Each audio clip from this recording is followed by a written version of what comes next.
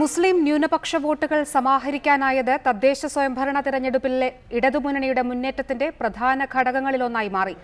League തട്ടകങ്ങളിൽ പോലും കടന്നു കയറുന്നതിന് ബീഫ് വിവാദവും വർഗീയതയ്ക്കെതിരായ മുന്നണി പോരാളികളാണ് തങ്ങളെന്ന പ്രചാരണവും LDFന് ഗുണം ചെയ്തു.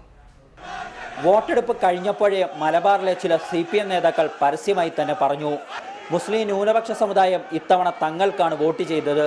ഇത് വലിയ മുന്നേറ്റമുണ്ടാക്കുമെന്നും CPM നേതൃത്വം പറഞ്ഞു വെച്ചിരുന്നു. ഫലസൂചനകൾ പരിശോധിക്കുമ്പോൾ CPM പ്രതീക്ഷകൾ ശരിയായെന്ന് വ്യക്തം.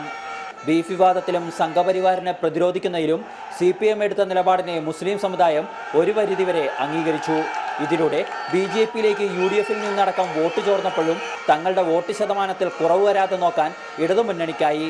BJP SNDP ബന്ധത്തിനെതിരെ CPIM എടുത്ത നിലപാടും മുസ്ലിം ന്യൂനപക്ഷത്തെ ഒപ്പം നിർത്തുന്നതിന് CPIMനെ സഹായിച്ചു.